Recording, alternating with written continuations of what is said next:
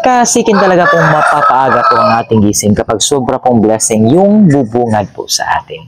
Good morning mga kasiken, welcome back ulit po sa ating YouTube channel and still you are watching Chicken Nam Nam. For today's video mga kasiken, ayan, dito po tayo sa aming pumunting kusina. Ayan, aming dirty kitchen dito sa labas. Ayan, so meron lang po tayong mga hinog na papaya, sobrang dami po. Tapos ko na po parang slice sila at ngayon ay ibibigay natin sa ating mga alaga. Sobrang aga pa mga kasiken but sobrang motivated po tayong magpatoka ngayon sapagkat again, dami na naman pong hinog na papaya. So, ang lahat po ng papayang ito mga kasiken ay ibibigay natin sa ating mga breeders po, both asil at saka shamo. So, ayan, pupunta na tayo mga kasiken. Meron na po pala tayo dito yung isang tuta mga kasiken, no? Sobrang agang gumala. Ayan. So, dito mga kasiken ay ibibigay natin ito sa ating mga breeders at kitang-kita nyo naman na sobrang excited din sila. Ayan, ang ating Hazel Blues, ang ating Honey, ang si Megatron na meron na namang iba pong kasama. And so, ngayon, sa aking mga nababasa po pala sa YouTube at sa Google mga kasiken, na ang papaya nga po pala, hindi po advisable na ibigay po yung balat ng ating papaya. Kaya ang gagawin natin ay kukunin natin yung mga laman. Meron tayo dito ng dalang kutsara mga kasikin, no? At ito po yung ibibigay natin sa ating mga alaga. So ilalagay lang natin diretso sa kanilang patukaan. At syempre, libre na po yung patuka ng ating mga alaga. Kaya samahan nyo ako mga kasikin.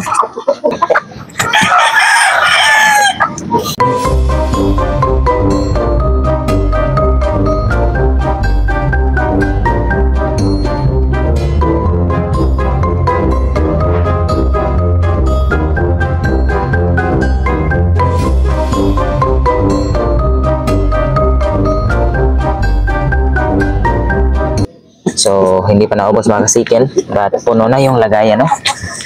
Yan na niya. So, ngayon, ibibigay na natin ito. So, pagbuksan na natin sila si King John mga kasiken, kasi excited na sila. Ayan. Ayan, ako. Lumilipad na. Lumilipad si King John mga kasiken. Ayan na po. Okay. Ayan, sobrang nasarapan sila mga kasiken. Wow. So, ang bilis nilang kumain. And syempre, ibigyan pa natin lahat. So, ayan, mga kasiken, i-update ko po kayo kapag natapos ko na pong bigyan lahat po ng ating mga alaga. So, bali, kinuha ko na lang po lahat yung patataan nila mga kasiken para diretso na po lahat na bigyan natin.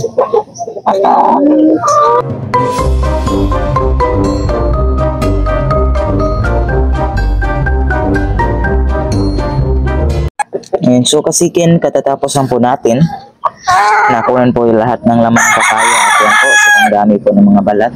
At kung napapansin nyo dito, si King Jude, yung nauna natin nabigyan, ayan, ubos na at nakukulangan pa. So maya-maya mga kasikin, meron pa namang extra, ayan, dagdagan natin sila. So ngayon, ihatid na natin ito isa-isa sa ating mga alaga. So dito tayo mauna naman kay Baki at saka sa atin pong inahin na si Aurora mga kasikin, no? So guys, ito kay Ma'am LV Aureo, kaya Aurora po yung pangalan ng ating main na inahin na asset. Okay? So I guess it's Baki's first time po na kakain ng papaya. So far, kumain naman siya. Ayan. Sa kasalukuyan nga po pala mga kasikin, no? Meron pong dalawang itlog po ng ating inahin. So nilipat natin sila dito mga kasikin sapagkat sa first breeding pen po, si Baki doon po dadapo sa pugan ng ating alaga kaya nagkakaipot po yung mga itlog. Kaya dito na natin inilagay kasi safety na po yan, hindi na po maiiputan. So pwede lang sa mabaw maiputan, but dyan po sa main po na pugad ay hindi talaga. Ayan. So ongoing na po ang ating main po, mga pure Hazel Blues. Yan. Kasunod dito mga kasiken, dito tayo magbibigay kay Megatron at saka pares niyang tayo natin, si Clarice at saka si Morissette, no? Ayan, so dito tayo bibigyan. So ang kapares nga pala ni Megatron mga kasiken, tayo din na pinarisan din sa kanya ay namisa na po. So later on, papakita po natin sa inyo yung mga pasisiyo po ni Megatron. At sa ngayon, wala pang itlog kasi baguhan pa lang po natin silang na ipares yung tatlo. Kaya yan. Kasunod na po nito ang ating pong Dumbo Malay po na naglimlim. Si Coronay Sinse. Ito po. So, mostly po sa mga pangalan ng ating mga Shamu ay Naruto inspired kasi sobrang fan po tayo ni Naruto. No? Si Kushina, si Korinai, si Tsunade, si Azuma. So, lahat po yun mga characters po ng Naruto. So, wala pa tayong Naruto dito na manok kasi hindi rin bagay po. Naruto yung pangalan natin. No? So, probably Gaara. Pwede po siguro. Meron na tayong kabuto ng asil mga kasikin. At dito, lastly, kukunin natin. Ayan. So, ito po, para po sa ating mga Dumbo Malay din po na trio. Ayan. So, ating Dumbo Malay po na trio. Wait, sa mga kasikin, may mas nangyari dito. Ang nangyari dito sa kanya. Ay, nako po. Yung kanya. Okay. Ayan, mga kasikin, no? Natuhog dito. Oh no. That was a very dangerous act. Hindi po ay nako. Buti na lang, meron tayong mga kasikin. So ito nga pa pala yung hindi po natunawan natin na alaga na. So far, okay naman siya, kumakain na. And then, still, ako, mundik madisgrasya dahil dito. Mga kasikin kasi sira na po itong ating mga kulungan mga kasikin. At wala na po tayong oras para kumpunihin yan kasi ayan, sira na po talaga. So, still, it was still holding on po sa ating mga alaga. Kaya, ayan, tuloy lang. So, are you okay? So, bibigyan din natin ito mamaya ng papaya kasi maganda po ito for digestion yung papaya, no? So, ang papaya po ay rich po in fiber na nakakatulong po para mabilis po matunawan ang ating mga alaga. Kaya, balik tayo dito mga kasikin. Dito tayo sa ating another trio. Si Orion at saka si Timari at saka si Tenten, no? Ayan, so lagyan na natin dito. Ayan. So, sa kasalukuyan, meron na po silang 3 itlog. Sobrang dami na pong itlog nila mga kasikin, but minsan kumakain po sila ng itlog. So, yung ibang itlog nila, pinalimliman na lang natin sa iba nating mga inahin na naglimlim. Yan. So, meron pong isang pure native po na nandito sa amin naglimlim. Kaya pinalimliman ko po yung mga itlog nila. So, ayan. Going pa rin po yung breeding nila. Hopefully, maparami pa po yung mga itlog na yan. So, sa tingin ko, kukunin natin na para hindi po madisgrasya. Ayan po. Okay. So, ngayon mga kasikin, for the second time around po, kukunin natin yung patukaan po nila ni King Jude para po mabigyan natin ng second round. Ayan, so medyo busog na po yun sila, but okay, hindi. Dagdagan pa natin mga kasikin. Ayan, so for the second time around mga kasikin, no? Still, malakas pa rin silang kumain. Walang kabusugan ng dalawang to mga kasikin. Pero good thing po dito mga kasikin, silipin natin ang ating asilhini at saka yung Dumbo Malay. Ilang itlog na po? Ayan, may 3 itlog na sila mga kasikin. So ayusin lang natin itong puga nila. So ayan po. Okay. So ito nga po pala ay nasa medium size na po ng mga itlog. But so far, mga malalaki naman yung siso kapag tumutubo na mga kasikin. So hopefully makapag-produce na tayo ng Shamu po na henny nito. Okay, so hoping and praying po for positive result. At kung napapansin nyo mga kasikin, sobrang laki ng ating inahin, but kaya niya pong lumipad papunta dito. Sobrang layo, sobrang taas. So it's our first time po na magkaroon ng Shamu na sobrang nasa taas po ng itlog, no? Okay, talagang napakagaling ito, napakaganda. At ubos na naman. Ay nako po, sobrang takaw nila. At tingnan nyo dito mga kasikin, naubos na po yung kanila, but ayan, si Aurora lang po yung busog. Si Hibaki po hindi. By the way, isasara po natin itong maayos mga kasikin kasi minsan ko na pong nakalimutan yung ilak ang pinto nila. At yung game foul po ni Papa, ay nako, muntikan pong madisgrasya sapagkat nakawala po si Baki.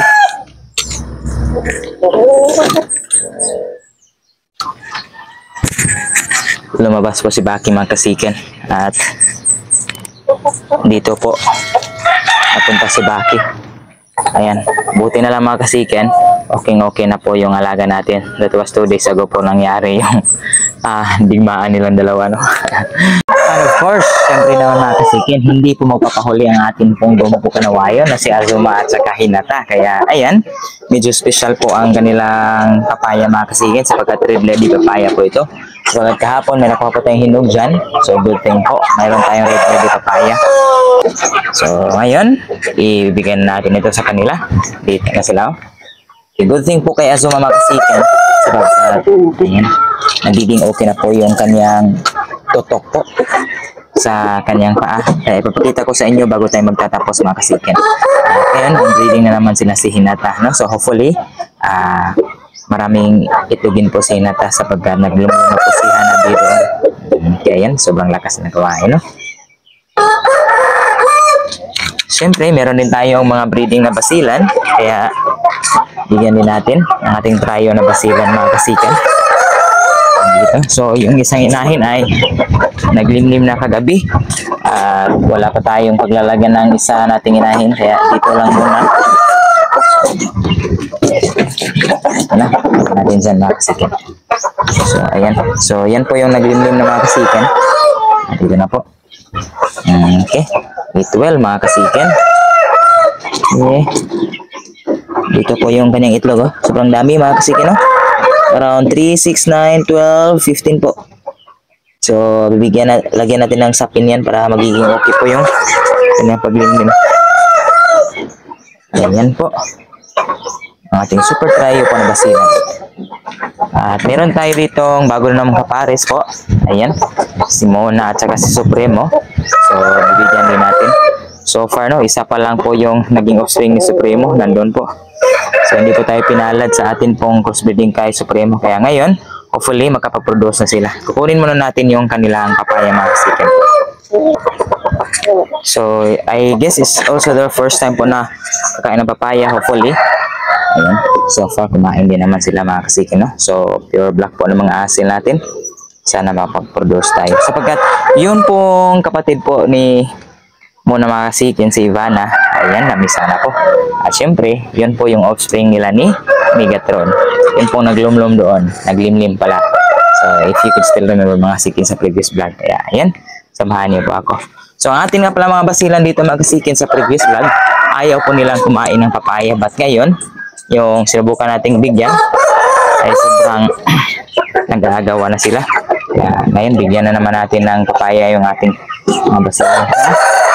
Gala-gala lang dito. Ayan, nagtakbuhan kagad, no? Sobrang ganado na silang kumain ng papaya mga kasiken. Yung una, ayaw nila, but ngayon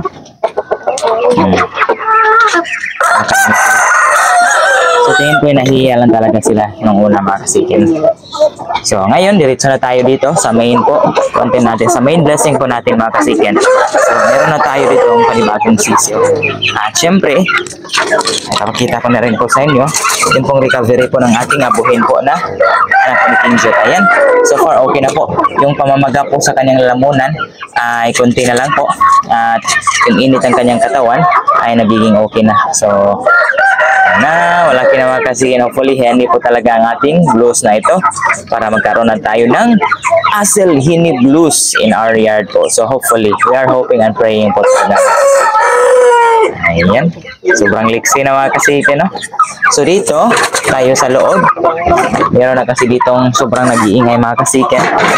Ayan, so bigyan na po natin ang ating 2 days old po na mga asil.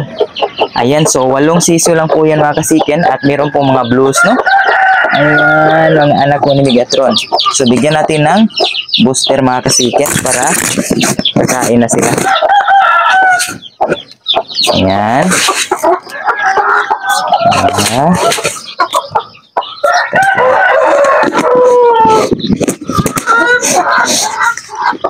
So ito po yung basilan na pinalimlim natin sa itlog po. At yan, napisa na po. So may mga blues na sa mga nag-inquire po sa anak ni Megatron. Ito na po sila mga kasiken. Pwede na po sila for out. So nasa 200 pesos lang po per head po. Pwede rin week old kasi di old to week old po namin same price lang po talaga. 200 per head lang po. So hintay-hintay lang po na mag-week old para po sureness po talaga yung survival rate nila kapag ibibiyahin natin. But so far, pwede nyo po itong ipa-reserve na kasiken kung sino yung nag-inquire sa atin. Hindi ko alam kung subscriber ba yung nag-chat sa atin sa FB. So, bali mga kasiken, ilalagay ko nga po pala sa baba yung pong link po ng aking Facebook page at saka yung main Facebook ko po para po doon po kayo mag-mensahe sa akin, mag-message kung kayo po ay kukuha po ng mga alaga. Meron po tayo mga nakasale ngayon sapagkat Pasko mga kasiken, no? Lalong-lalo na sa ating mga subscriber. At meron pa tayong week old po na pasisyo mga kasiken, no? Mga basila natin. Ayan. So, lagyan muna natin na sila ng patubig mga kasiken. Para po makainom po sila agad. Ayan. So, most of the time po kapag meron na po tayong oras, yung pagpapainom po talaga yung inuuna natin. At ngayon, nako, sa tingin ko ay conscious po sila sa video natin, no? So, bali, meron pong 2 sisi dito mga kasiken na may cable tie. Yan po, kung nakikita nyo. Yan pong may dilaw po na cable tie. Ayan. So, yan po yung anak po, isang anak ni Supremo, no? Asil po yan. Pure black po yan mga kasiken. And then, meron din isa doon na may asul na cable tie. Ayun. So, dimfal po yung mga kasiken. Kaya hayaan natin silang uminom muna. At maya mga kasiken ay bigyan na po natin sila ng pagkaka. Ayan. Of course, ang ating mga asil din dito, mga malalaki na. Ayan na po sila, no? Mga kapatid po ito ng ating blues doon na okay, no? Mga matataas na mga kasiken. Sobrang dali lang po talaga. So, meron din tayo dito ang ginagamit po na growth enhancer para po mas madali po yung pagtubo at pagtaas nila. So, ibabahagi din natin sa inyo mga kasiken. Okay, so bago tayo magtatapos mga kasiken, as promise po, ipapakita ko po sa inyo yung pong paa po ni Azuma na nagiging okay na po. So, tingnan natin. Ayan nga po pala, ubos na po yung papaya ni mga kasiken. At ayan po si Hinata, no? So, kukunin natin si Azuma at tingnan niyo po yung kanyang paa. So, kasiken, ito po yung isang paa po ni Azuma. Ayan, wala po ito. Sa kabila po, ito po yung ginamot natin, no? Ayan. So, kung magpansin niyo po dito mga kasiken, ayan. So, yung itim po na ito mga kasiken, wala na po ito. Ito po ay yung gamot na ginamit natin, tetracycline po. Ayan. So, talagang tuyo na po dito. At, ayan, hindi po siya nasasaktan, no? Ayan. So, okay na po talaga mga kasiken. So, thanks God po. Ngayon nga, binalikan natin ang pwede na po si Azuma. Kaya, ito na po siya. Pinarisan natin siya kay. So, ayan na. Ayan na po sila mga kasiken. So, bali si Azuma nga po pala mga kasiken, no? Ay split wing po siya. Mga kasiken, yun lang po yung kaganapan at blessing po dito sa ating yard. At syempre, dito po sa ating basila na namiss natin kanina, naglimlim. Ubos na rin po yung patuka at wala na po yung isa sapagkat nandyan na po siya sa loob mga kasiken. Silipin natin. Ayan po, naglimlim na. So, ayusin natin yung kanyang paitlogan dyan para magiging okay po yung kanyang paglimlim. So, dito ha. Ubos na rin po yung kanyang patuka. So, wala pa silang itlog mga kasiken, no? Sapagkat bago pa lang natin silang naisalang, no? At maya-maya mga kasiken, ay magbibigay na rin po tayo ng patuka po sa ating mga alagang manok. So, itong pasisyo na ito mga kasiken, bigyan na natin ito ng patuka maya-maya.